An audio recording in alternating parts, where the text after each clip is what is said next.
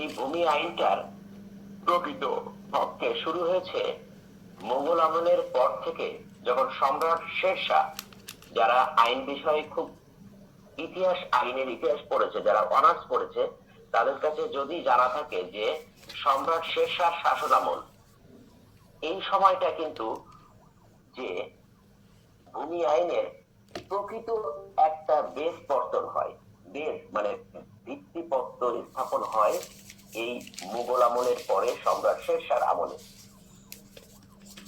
আমার কথা কি সকলে ক্লিয়ার শুনতে পাচ্ছে? জি স্যার।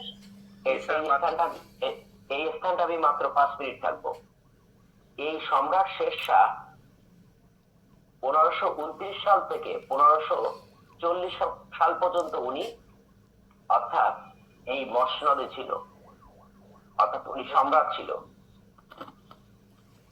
এই সময়টুকুই এই সময়টুকুই সম্রাট শেরশাহ ভূমি আইনের ব্যাপক পরিবর্তন করে। এখন ব্যাপক পরিবর্তন শব্দটা আমরা যত সহজভাবে বলি, পরিবর্তনটা করে কি? এর আগে কখনো পর্যন্ত আমাদের দেশ কেন, পৃথিবীর অনেক দেশটাই ইউরোপের স্থান যখন যাযাবরে ছিল ইউরোপ, তখন আমাদের দেশে এখানে সবচেয়ে একটা উন্নত সম্রাট ছিল, উন্নত রাজা ছিল। কেউ হয়তো শুনেছে রাজা পুরুর কথা। কে শুনতে পারে রাজা পুরুর কথা? সম্রাট যখন আলেকজান্ডার এই ভারতীয় উপমহাদেশ আক্রমণ করলো, তখন ভারতীয় উপমহাদেশ আক্রমণ করার পর সম্রাট আলেকজান্ডার ওই সময় পুরু নামে এক রাজাকে বন্দী করেছিল। পুরু ছিল একজন ক্ষমতাবান এবং বিচক্ষণ রাজা। এই পুরুকে যখন বন্দী করেছিল, আলেকজান্ডারের ভয়তে পৃথিবীর সকল সম্রাট কম্পিত হতো। তখন আলেকজান্ডার যুদ্ধে পরাজিত হয়েছিল। তখন পুরুকে আলেকজান্ডার জিজ্ঞাসা করেছিল, আপনার শেষ ইচ্ছা কি? তখন পুরু এক কথায় বলেছিল, একজন রাজা হিসেবে আপনি যেমন নিজেকে আশা করেন, আমি একজন পরাজিত সম্রাট হিসেবে আপনার কাছে একই জিনিস আশা করি। উনি ছিল হিন্দু একজন সম্রাট, হিন্দু রাজা, এবং ওই প্রথম ওই পুরুর আমলেই জমি সম্পর্কে প্রকৃত একটা ধারণা তৈরি হয়, এবং উনি ছিল একজন প্রজাতান্ত্রিক সম্রাট রাজা। যাক, এর পরবর্তীতে শেরশাহ আমলে বেশি গুরুত্বপূর্ণ। এর আগে কোন জমি জমার মালিক কোন প্রজা ছিল না। সকল সময়ে জমি জমার মালিক ছিল হচ্ছে জমি জমার মালিক বা সবকিছু ছিল হচ্ছে সম্রাট। যখন শেরশাহ প্রথম উনি দুটো জিনিস চালু করে, যে শব্দটা এখন আইনজীবীরা প্রত্যেকেই জানে, একটা হচ্ছে পাট্টা আর একটা হচ্ছে কবুলিয়ত। পাট্টা কথা হচ্ছে সম্রাট যখন কোন জমি, কোন কাগজ বা কোন ক্ষমতাপত্র যখন প্রজাকে দিত, তখন হতো পাট্টা। এই পাট্টার গ্রহীতা হচ্ছে জমির মালিক,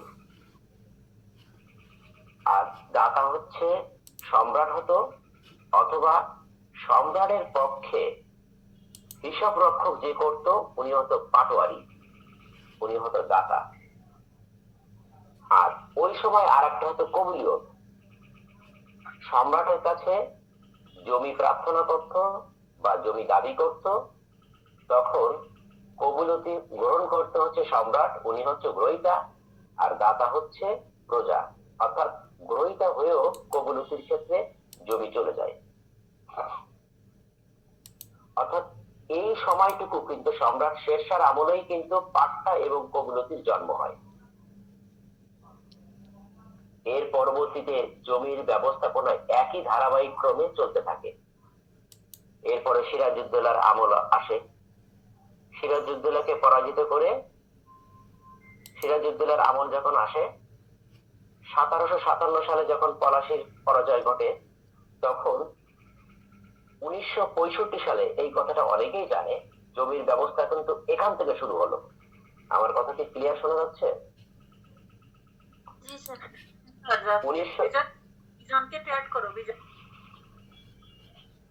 1965 সালে ইস্ট ইন্ডিয়া কোম্পানি সম্রাটের নিকট থেকে এই যে আমরা বাংলাদেশে আছি, এটা হচ্ছে বাংলা, বিহার, উড়িষ্যা, এই তিনটে প্রদেশের 26 লক্ষ টাকায় এই তিনটে প্রদেশের রাজস্ব আদায় করার ক্ষমতা গ্রহণ করে, লিজ নেই বাংলা, বিহার, উড়িষ্যা। 26 লক্ষ টাকা। আমি যদি স্ক্রিন শেয়ারে আমি একটু জানা দিচ্ছি তিনটে প্রদেশের আছে কিনা এটা দেখে নিই।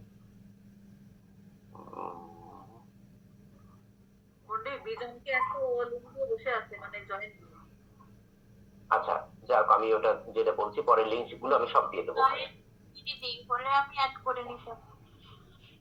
এর পরবর্তীতে যখন ইস্ট ইন্ডিয়া কোম্পানি এদেশের ইস্ট ইন্ডিয়া কোম্পানি যখন আমাদের দেশে কর আদায় ব্যবস্থা গ্রহণ করে, উনি কিন্তু প্রথম 1759 সালে প্রথম রেভিনিউ সুপারভাইজার নিয়োগ করে। আমরা যে রেভিনিউ অফিসারের কথা বলি, এডিসি রেভিনিউর কথা বলি, এই প্রথম নামটা সূচনা হয় 1969 সালে।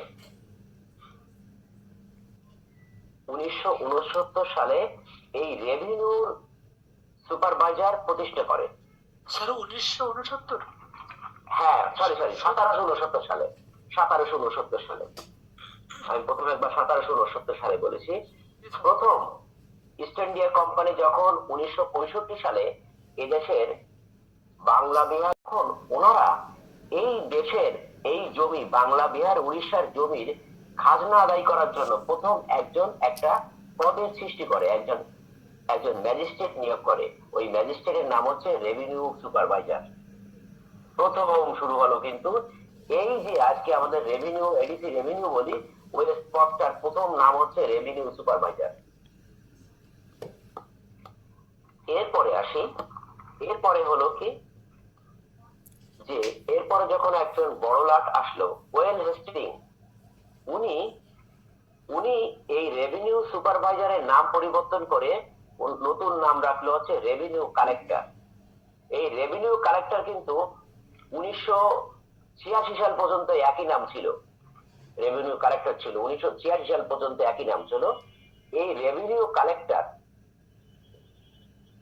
পদটার নাম পরিবর্তন করে 1772 সালে রেভিনিউ কালেক্টর নামটা পরিবর্তন করে 1772 সালে। এর পরবর্তীতে যখন ব্রিটিশ সাম্রাজ্যের এদেশে রেভিনিউ কালেক্টরের মাধ্যমে যখন এদেশের খাজনা ব্যবস্থা অর্থাৎ তাদের যে রেভিনিউ কালেকশনের যে পদ্ধতি গ্রহণ করলো, এরপর প্রথম ওনারা করলো 5 বছর মেয়াদী বন্দোবস্ত।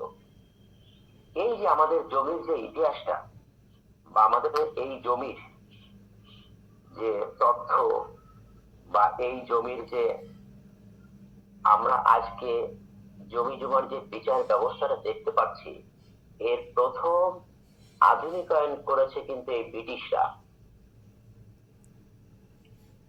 1900 যখন 5 বছর মেয়াদী বন্দোবস্ত চালু করলো, তখন অর্থাৎ এই বাংলা, বিহার, উড়িষ্যার যেমন বাংলাদেশটাকে প্রথম 12টা, এই বাংলাকে 12টা ভাগে ভাগ করলো, যেটা আমরা অনেকেই জানি যে 12 ভূঁইয়া ছিল। কিন্তু এই বাংলাদেশটা ছিল 12 ভূঁইয়া দেশ। যেমন যশোরের রাজা প্রতাপাদিত্য, মানসিং, আরো অনেকে আছে। 12 ভূঁইয়ার কেউ নাম বলতে পারে?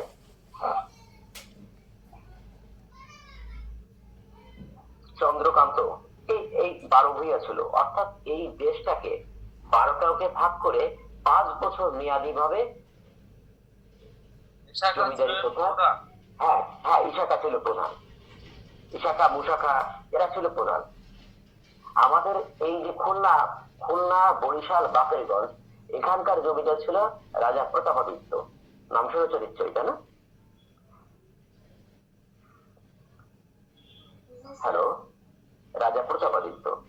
আচ্ছা, এর পরবর্তীতে যখন জমিদারি প্রথা আসলো, এরপরে এক সোনা আসলো, জমিদারি প্রথা, সূর্য অস্ত আইন আসলো। এইসব আইনগুলো ছিল হচ্ছে ব্রিটিশ এবং জমিদারের মধ্যে।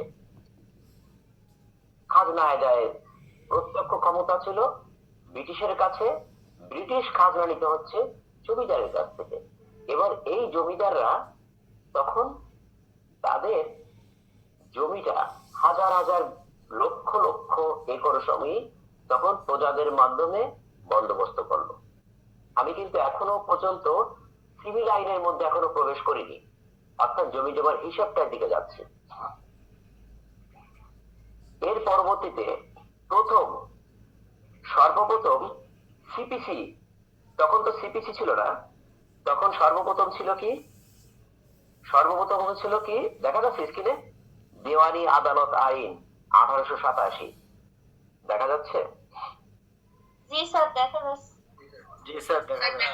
এই এই যে আমাদের আজকে আলোচনা করি 1908 সালে যেমন আমরা এই বিচার ব্যবস্থায় সিপিসি অর্থাৎ দেওয়ানি কার্যবিধি আইন কিন্তু 1908 সালে প্রতিষ্ঠিত হয়েছে।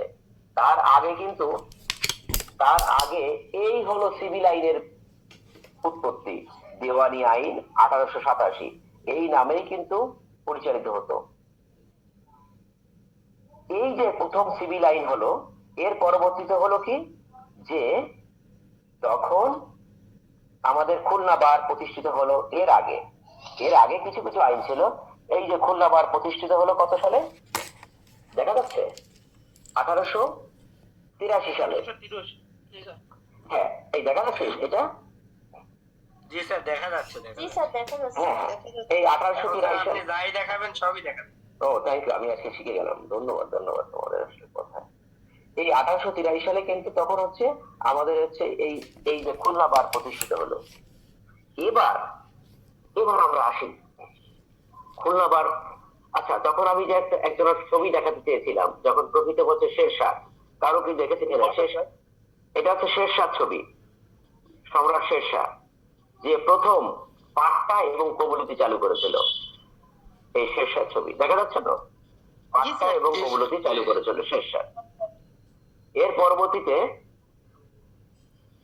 সিভিল আইন, দেওয়ানি আইন গঠন করা হলো। এর পরবর্তীতে কিন্তু খুলনা বার প্রতিষ্ঠিত হলো 1883 সালে। এই যে খুলনা বার 83 সালে, কয় তারিখে, কোন মাসের কয় তারিখে এটা হচ্ছে আমার জানা নাই, ওটা দেখা যাচ্ছে খুলনা বারের হিস্ট্রিতে হয়তো থাকবে। 1883 সালে প্রতিষ্ঠিত হয়েছে, এটা দেখে নোটিফিকেশনের মধ্যে। এই যাদের ছবি দেখা যাচ্ছে এনারা কিন্তু খুলনা বারের প্রথমার্ধের আইনজীবী না। এই যে বিল্ডিংটা, কেউ বলতে পারছে, হয়তো অনেকেরই জানা আছে, এই বিল্ডিংটা হচ্ছে বর্তমান যে সিএমএম কোর্ট, সরাসরি এডিএম কোর্ট, এই এডিএম কোর্টের পিছনে এই যে বিল্ডিংটা, এটা হচ্ছে খুলনার প্রথম বার বিল্ডিং। এখন যে আইনজীবী সমিতি, হ্যাঁ, যেখানে সুজন ভাই বসে, অনুরাগ ব্যানার্জি দাদা বসে, ওই স্থানটা কিন্তু এখন খুলনা বার, ওইটা কিন্তু প্রথম খুলনা বার। আর এখন যে বর্তমানে একটা নাম করা হোটেল হয়েছে না ওইখানে খাওয়ার জন্য, হ্যাঁ, ওর পাশে যখন ছিল না, ওই বর্তমানে এখন সদর রেভিনিউ, সদর ভূমি অফিস এসিল্যান্ড, সদর এসিল্যান্ড, ওই বিল্ডিংটা কিন্তু পরে হয়েছে। ওইখানে ঘোড়া থামতো, ঘোড়া হর্স, ওখানে এসে আইনজীবীদের ঘোড়া রেখে বিচার ব্যবস্থা চালু করত। আর আমাদের যে গাউনের পিছনে দেখো একটা অ্যাপেন্ডিসাইডের মতন একটা কাপড় আছে পিছনে, জি স্যার। ওটা কিন্তু পকেট ছিল, এখন ওটা বন্ধ হয়ে গেছে, ওটা পকেট ছিল। আইনজীবীরা তাদের টাকা পয়সা ওই পিছনে নিত, হাতে নিত না, যে যা দিত তাই তারা নিত ওই সময় আইনজীবীদের। এখন আসি, দেখো আমাদের আইনজীবীদের চাহিদা, আমাদের আইনজীবীর এখন চাহিদা বেশি, ওই সময় চাহিদা ছিল না। হ্যাঁ, চাহিদা ছিল না। এর কারণটা হচ্ছে একটা, চাহিদা ছিল না, তার কারণ হচ্ছে ওখানে আইন পেশায় তখন আসতো কারা, A.K.M. ফজলুল হক, তখন আসতে হচ্ছে জওহরলাল নেহেরু, খুব বড় বড় মাপের, ব্যারিস্টার সিআর দত্ত। আমি একটা কথা বলছি, এই ক্ষেত্রে আমি একটা কথা বলি, এই আমাদের খুলনা বারে এই কথাটা কিন্তু অপ্রাসঙ্গিক। যখন বলেছে আইনজীবীর চাহিদা ছিল না, আমাদের খুলনা বারে একজন স্বনামধন্য আইনজীবী আসছিল, ব্যারিস্টার সিআর দত্ত। কেন আইনজীবী ছিল না? এই ব্যারিস্টার সিআর দত্তর পিতা ছিল হচ্ছে কলকাতার একজন নামকরা জমিদার এবং বড় ব্যবসায়ী। যখন ব্যারিস্টার সিআর দত্তকে লন্ডন থেকে ব্যারিস্টারি পাশ করে এসে তার কলকাতা হাইকোর্টে যখন এনরোলমেন্ট হবে, তখন তার পিতা তাকে বলেছিল, বাবা তুমি বারে ভর্তি হওয়ার আগে দেশটা একটু ঘুরে দেখো। তখন উনি আজকে রানী ভিক্টোরিয়ার যে স্থান, হয়তো অনেকে গিয়েছে কলকাতায় রানী ভিক্টোরিয়ার ওই স্থানটা ছিল অত্যন্ত, যেতে পারতো না সাধারণ বাঙালিরা, যেতে পারতো না ওই রাস্তার মধ্যে। আমি একাধিকবার রানী ভিক্টোরিয়া যে এখন সময় ছবি তুলে আসছি, ওই সময় কোনো বাঙালির প্রবেশ অধিকার ছিল না রানী ভিক্টোরিয়ার মধ্যে। যদি ওখানে কোনো বাঙালির প্রবেশ অধিকার থাকতো তাহলে তাকে 15 টাকা ফাইন দিতে হতো। ব্যারিস্টার সিআর দত্ত ওখানে প্রবেশ করলো, প্রবেশ করার পর তাকে 15 টাকা ফাইন দিতে হলো। উনি 15 টাকা ফাইন দিয়ে এসে পিতাকে বলল, যখন আমার একটা দেশের মধ্যেই একটা বিভেদ থাকে, তাহলে কি হবে দেশ নিয়ে? আমি আইন পেশা করব না, আমি দেশের জন্য, স্বাধীনতার জন্য করব। তখন ব্যারিস্টার সিআর দত্তর পিতা তখন বলল, বাবা তুমি প্রতিদিন একবার করে ওর ভিতরে যাবা, 15 টাকা ফাইন দেবা, প্রতিদিন একবার করে যাবা, 15 টাকা ফাইন দেবা। অর্থাৎ তখন আইন পেশায় কিন্তু অত্যন্ত বিত্তবানরাই আসতো। এই কারণের জন্য তাদের কোনো পয়সার খুব বেশি চাহিদা ছিল না। আমি যে কে প্রশ্নটা করলো তার উত্তরটা আমি দিলাম। আর এই সময়ে আইন পেশা যারা আসছে তাদের মধ্যে অনেকেরই আসলে আমরা কষ্ট করে আসি, অর্থনৈতিক অবস্থা আমাদের খুব বেশি ভালো থাকে না। এই জন্য তাদের ওই আমলের মতো নিজেরা উপস্থিত হতে পারি না বা নিজেকে প্রস্তুত করতে পারি না। অর্থই আমাদের টানাটানির একটা মূল কাহিনী। এই জন্য বললাম, ব্যারিস্টার সিআর দত্তর মতন খুব বিত্তবান পরিবারের অনেক কমই সংখ্যক আছে আমাদের খুলনা বারের আইনজীবী। যাই হোক, এই স্থানটাই এই কারণের জন্য ওই সময় আইনজীবীর পিছু সামনে পকেট থাকার দরকার ছিল না, পিছনে যা দিত তাতেই সে সন্তুষ্ট থাকতো। আচ্ছা, এবার আসি আমরা, এরপরে শুরু হলো কিন্তু ওই ব্রিটিশ আমলটা। এবার ব্রিটিশ আমলে যখন আমরা প্রবেশ করলাম, তখন সিপিসি তৈরি হলো। সিপিসি তৈরি হলো কত সালে? এই যে 1887 সালে। এরপরে কি হলো? এরপরে আমাদের ওই সময়, আমি এখনো একটু প্রশ্ন করি সকলকে, খুব খুব মাইনর ভাবে, এখানে একটু প্রত্যেকে একটু খুব সুন্দরভাবে চিন্তা করতে হবে। আমাদের যদি আমরা প্রেক্ষাপটে যাই, আমরা সিভিলটা কেন ভয় করি? আমরা প্রত্যেকে কিন্তু সিভিলটাকে এত ভয় করি যে কখনো পর্যন্ত আমরা, অনেকে এই পেশা আসার পরে আমরা চিন্তা করি আর কিছু করব, সিভিল করব না, অথবা সিভিল করতে এত ভয় পাই, মনে হয় একটা কাগজের সাম্রাজ্য, অথবা এখানে এত বেশি কাগজ আমি বুঝে উঠতে পারবো না, অথবা এই কাগজ মিলাবো কি করে, কোন কাগজ আগে কোন কাগজ পরে, কোনটা খাবো আগে বা কোনটা খাবো পরে, বা কোনটা নিয়ে আমি সূচনা করে শেষ দিকে এগোবো, কোথা থেকে শুরু করব, এই প্রধান স্থানটা কই একজন নবাগতকে আইনজীবী হতে দেয় না। এই যে এই স্থানটাই সবচেয়ে প্রথম বিষয় একজন আইনজীবী। আমি এতক্ষণ আগে কিন্তু শুধু একটা প্রাগ ইতিহাসটা বলেছি। এবার আমরা আসি, যদি একটু প্রত্যেকেই মাথা ঠান্ডা করে যদি একবার চেষ্টা করি, সিভিলটা কি, সিভিলটা কোথায়,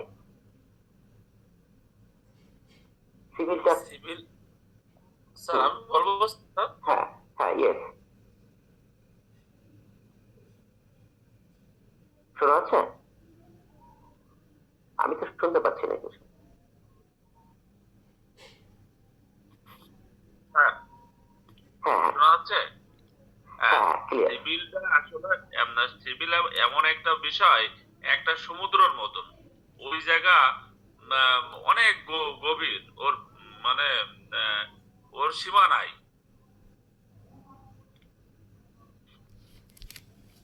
হ্যাঁ, এক কথায় এক অত্যন্ত সুন্দর একটা তথ্য হয়েছে। কিন্তু যদি এই কথাটুকু যদি আমরা প্রত্যেকে যদি আলোচনা করি, সিভিল অত্যন্ত গভীর, এর সীমা নাই, আসলে কিন্তু সত্য, সীমা নাই। তাহলে যে পার্টটা আমি আলোচনা করতাম না সেই পার্টটা এখন একটু আলোচনা করি। সিভিলের আমরা ভয় পাই কোথায়? সিভিলের দুটো পার্ট, একটা হচ্ছে প্রসিডিউর পার্ট। একটা হ্যালো, স্যার, হ্যাঁ হ্যাঁ,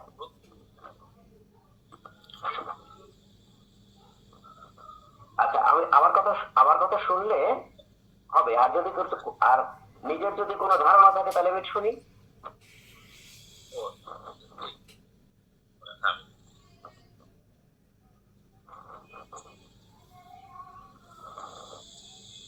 হ্যালো,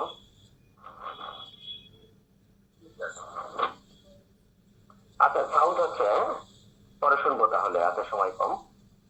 আচ্ছা, এই যে আমরা এই যে ধারণাটি নিয়ে আমরা সবসময় থাকি, সিভিল একটা সমুদ্র, সিভিল একটা অসীম। সিভিলের অসীম স্থানটা কিন্তু, সিভিলটাকে যে আমরা দুটো পাঠ করি, আমরা কিন্তু আজকে কথা বলছি সিপিসি নিয়ে। আমরা সিভিলের আজকে আলোচনা করছি কিন্তু প্রসিডিউর অফ ল। এই একজন সিভিল আইনজীবী হতে গেলে আমার দৃষ্টিতে খুবই সহজ একটা প্রতিপত্ত বিষয়। কোন ভাবে সিভিল আইনজীবী হওয়ার প্রতিপত্ত বিষয়, এটাই আমি আলোচনা করছি এখন। আমরা যদি সিভিলটাকে একটা ভীত এবং সংক্ষিপ্তর মধ্যে নিয়ে চলে আসি, তাহলে সিভিলটা একটা ব্যাপক স্থান। এই সিভিলের ভয়ঙ্কর স্থানটাকে যদি আমরা ভয়ের মধ্যে নিয়ে যাই, তাহলে কখনো পর্যন্ত এই সিভিলটা খুব বেশি আমাদের রপ্ত করতে যথেষ্ট কষ্ট হবে। এখন আমরা আসি সিভিলটা। আমি জানি সিভিলটা একটা সমুদ্র, কিন্তু সিভিলের সমুদ্র স্থানটা কোথায় সেটা আমি একটু পরে বলছি।